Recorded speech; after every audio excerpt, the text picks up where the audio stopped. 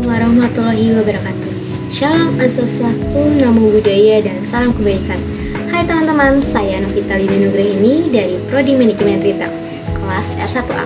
Hari ini saya bakal mengajak kalian ke dalam perbincangan seru tentang sesuatu yang mungkin udah pada kepikiran, yaitu sukses menjadi wirausaha bukan menjadi pegawai kantoran. Gak mau dong kita cuma duduk manis di zona nyaman kita. Mari kita bersama-sama buka wawasan, berani ambil resiko, dan tentunya bergerak menuju kesuksesan melalui jalur wirausaha. So, siap-siap ya, kita mulai perbincangan ini. Pertama, pendidikan yang adaptif dan kreatif. Mari kita bahas lebih rinci tentang pendidikan yang adaptif dan kreatif. Pendidikan yang adaptif mengacu pada kemampuan kita untuk mengikuti perubahan cepat dalam dunia saat ini. Kita perlu melampaui pola pendidikan yang tradisional dan buka pintu lebar-lebar untuk inovasi dalam metode pengajaran. Contohnya, pengenalan teknologi dalam pembelajaran yang bisa memberikan pemahaman yang lebih baik dan praktis. Pendidikan kreatif juga nggak bisa diabaikan. Hal ini melibatkan pengembangan keterampilan berpikir kritis dan kemampuan untuk menyelesaikan masalah secara kreatif. Program pendidikan yang memberikan ruang bagi kreativitas anak didik, misalnya melalui seni dan olahraga. Hal ini menjadi langkah awal yang lebih baik. Yang kedua, pembangunan karakter dan soft skill. Nah teman-teman, karakter dan soft skill ini juga perlu kita gali lebih dalam lagi. Pembangunan karakter nggak cuma soal mengajarkan anak-anak tentang nilai-nilai moral, tetapi juga tentang mereka pengalaman langsung dalam menerapkan nilai-nilai itu sendiri dalam kehidupan sehari-hari. Sekolah bisa menjadi laboratorium nyata untuk membentuk karakter yang kuat melalui proyek-proyek berbasis nilai dan kegiatan sosial. Sementara itu, soft skill atau keterampilan sosial seperti komunikasi atau kepemimpinan perlu ditanamkan sejak dini. Hal ini bisa melalui pelajaran terstruktur atau kegiatan ekstrakurikuler yang memberikan kesempatan bagi siswa untuk berkolaborasi dan mengembangkan kemampuan interpersonal. Penekanan pada pendidikan karakter di sekolah. Berbicara tentang pendidikan karakter di sekolah, kita perlu memastikan bahwa hal ini bukan sekedar formalitas saja. Penanaman nilai-nilai ini harus melekat dalam setiap aspek kehidupan sekolah. Misalnya melalui penyelenggaraan kegiatan-kegiatan pengembangan karakter yang berkesinambungan dan terintegrasi dalam kurikulum. Dengan begitu, karakter bukan hanya sesuatu yang diajarkan, tetapi benar-benar dihayati dan diimplementasikan oleh setiap pelajar. 4. Pengembangan keahlian sesuai dengan kebutuhan pasar. Ketika kita membicarakan pengembangan keahlian sesuai kebutuhan pasar, mari kita lihat lebih jauh tentang cara menciptakan program pelatihan yang relevan dan mudah diakses. Salah satu pendekatan bisa melibatkan sektor industri dan perusahaan dalam merancang kurikulum. Hal ini akan memastikan bahwa apa yang diajarkan di sekolah atau pusat pelatihan benar-benar sesuai dengan kebutuhan dunia kerja. Kemudian, perluasan akses terhadap kursus online dan offline yang terjangkau dan juga bisa membantu orang-orang untuk mengembangkan keahlian yang diperlukan tanpa harus merogoh kocek terlalu dalam. Hal ini juga bisa mencakup pelatihan di berbagai bidang, dari teknologi informasi hingga keahlian keterampilan manusia yang selalu dibutuhkan dalam dunia kerja. Atau kreativitas dan inovasi. Oke teman-teman, mari kita bahas lebih dalam lagi tentang rangsangan untuk kreativitas dan inovasi.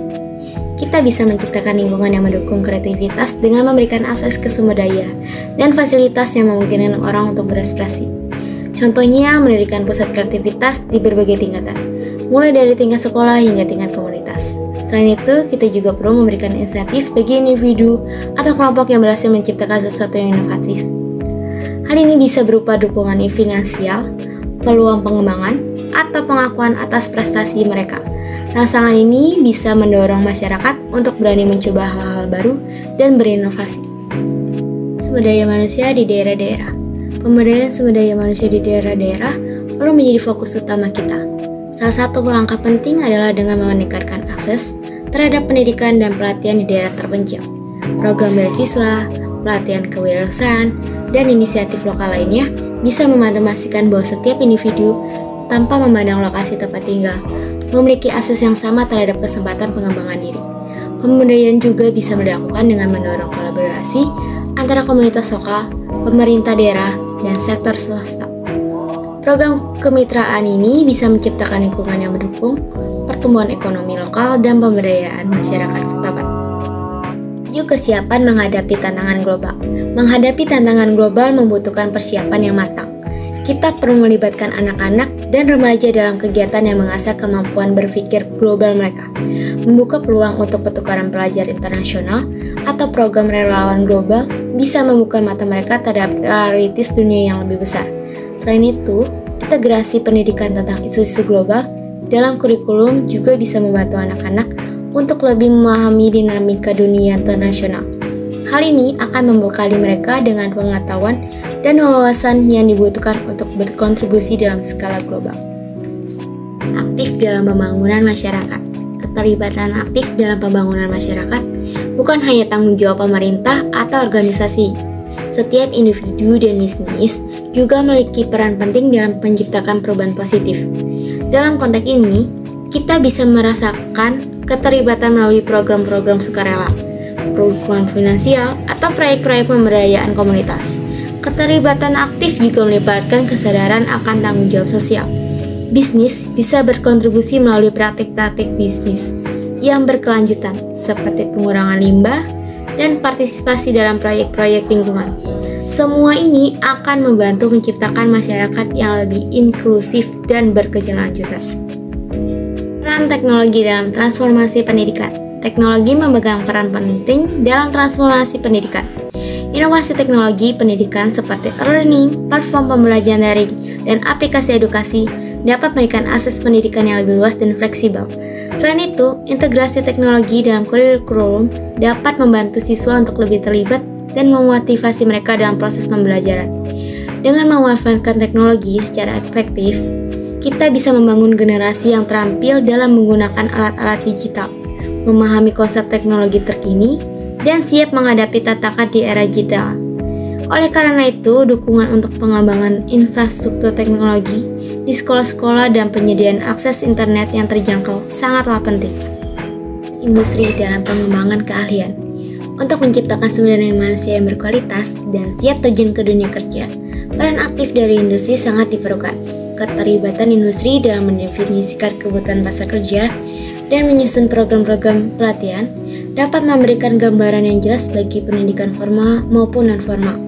Program magang, kemitraan antara sekolah dan perusahaan, serta penempatan tenaga kerja dapat memberikan siswa dan pekerja potensial peluang untuk mendapatkan pengalaman langsung dalam lingkungan kerja. Dengan melibatkan industri, kita dapat menciptakan pemahaman yang lebih baik tentang keterampilan yang diperlukan dan memastikan bahwa pendidikan yang diberikan sesuai dengan tuntutan dunia kerja. Akses terhadap pendanaan pendidikan. Masalah akses terhadap pendidikan masih menjadi kendala di beberapa daerah. Oleh karena itu, perlu ada upaya lebih lanjut untuk meningkatkan akses terhadap pendanaan pendidikan. Beasiswa, program bantuan biaya, dan insentif pendidikan bisa menjadi solusi untuk membantu mereka yang kurang mampu. Selain itu, peran sektor swasta dan filantropi dalam mendukung pendidikan juga sangat penting. Program tanggung jawab sosial perusahaan, investasi dalam program-program pendidikan masyarakat, dan kolaborasi dengan organisasi non-pemerintah dapat memberikan kontribusi signifikan untuk meningkatkan akses dan kualitas pendidikan. Pengembangan pendidikan keusahawan. Pendidikan keusahawan memainkan peran penting dalam menciptakan wirausaha-wirausaha di masa depan.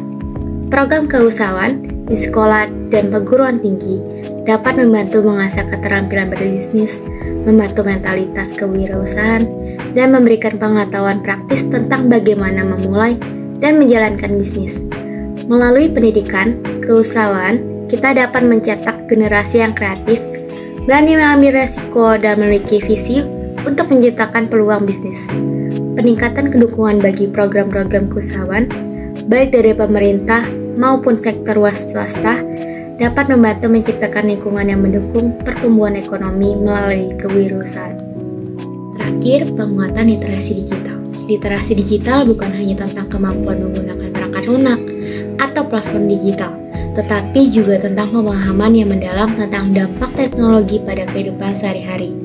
Meningkatkan literasi digital memastikan bahwa sumber daya manusia kita tidak hanya terampil secara teknis, tetapi juga dapat berpartisipasi secara aktif dalam era digital ini.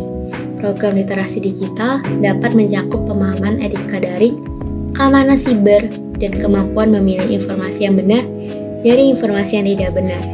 Dengan literasi digital yang kuat, kita dapat memilih resiko dan memaksimalkan potensi positif dari teknologi di berbagai sektor kehidupan. Jadi teman-teman, kita telah membahas beberapa aspek lebih lanjut tentang bagaimana kita bersiap-siap menghadapi masa depan yang penuh tantangan. Terus bersemangat dan berkontribusi, karena setiap langkah kecil kita membawa perubahan besar bagi kemajuan Indonesia. Saya Novita Lida Nugraini, jika ada kesalahan kata, mohon dimaafkan. Terima kasih banyak, sampai jumpa.